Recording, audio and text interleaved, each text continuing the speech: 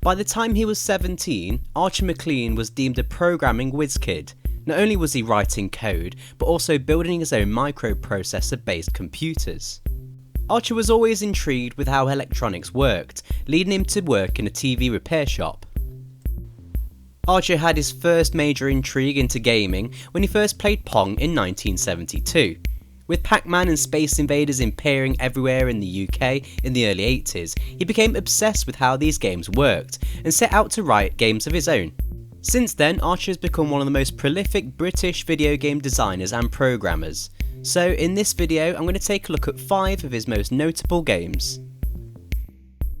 Archer's first commercial release was Dropzone. Released for the Atari 800 and ported by Maclean himself to the Commodore 64, it's a Defender-style game where you shoot aliens with your laser and save scientists by dropping them off at base. You have a cloak which makes you invulnerable for a while, and 3 smart bombs which will destroy all the enemies on the screen. It's a fun and fast-paced arcade-style game. There's some enemies that have some interesting attack styles and patterns. You're watching the Commodore 64 version here, but the Atari 800 version runs a bit faster. The game was also released on the NES, Game Gear, Game Boy and Game Boy Color. As with a lot of these older style games, the difficulty is high, but the game is addicting enough that you'll want to go back and beat your high score. An interesting fact is that US Gold, the publisher of the game, stopped paying royalties to Maclean, claiming that the game wasn't selling any more copies. Archer built a case against them by gathering proof the game was still being sold and received a cash settlement outside of court.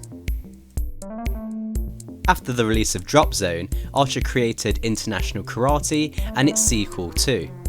After this, he set out to create a snooker game. Jimmy White's Whirlwind Snooker was released in 1991 for the Amiga, Atari ST, PC and later for the Sega Mega Drive.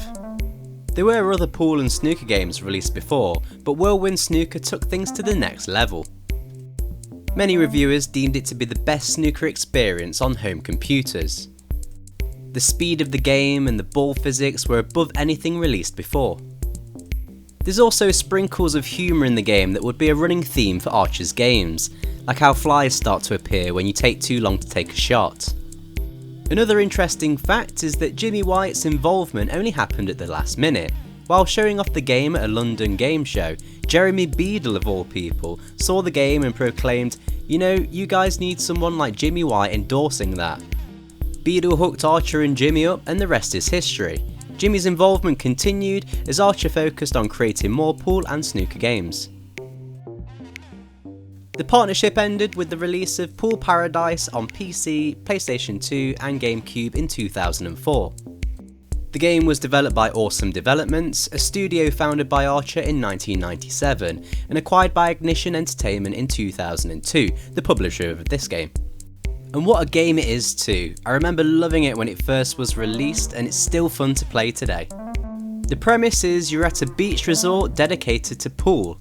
A literal money shark gives you $2,000 advance to enter tournaments, bet money, work your way up beating opponents until you have enough money to buy extras like different tables and attachments for your queue like this laser sight. You can even buy some minigames, one of which is Dropzone. I love the beachside setting of this game, it reminds me of playing pool at holiday resorts as a kid.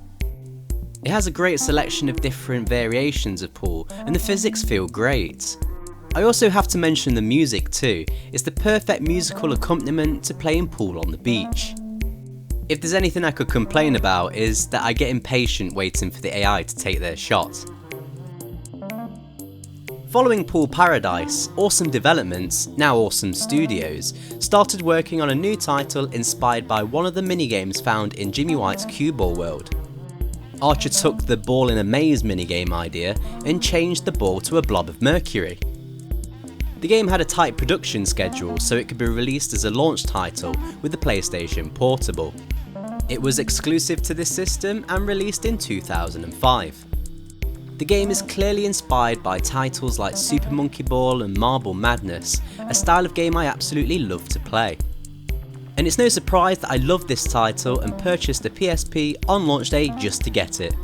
You move your blob of Mercury around each level, being careful not to fall off or get destroyed by numerous obstacles. Stages are split into 3 different categories. There's percentage, which focuses on completing levels with the most amount of Mercury, task levels, which are more puzzle focused, and race levels, which require a quick completion. There are also some harder levels which combine these categories.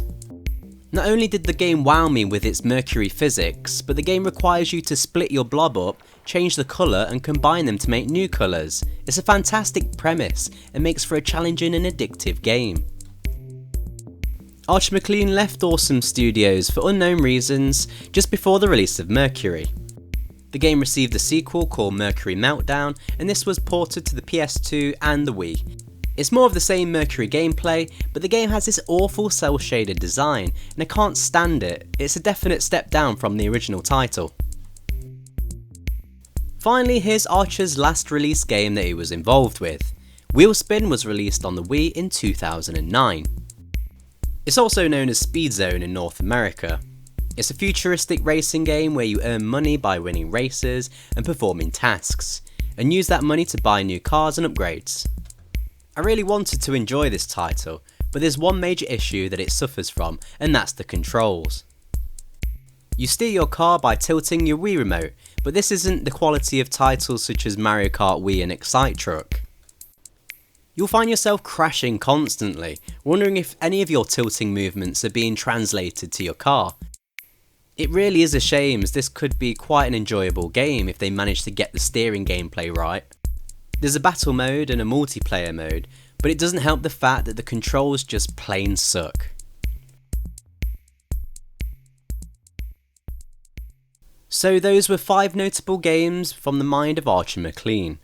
Maclean certainly had an impressive resume, and it's hard not to appreciate the work he put into his games.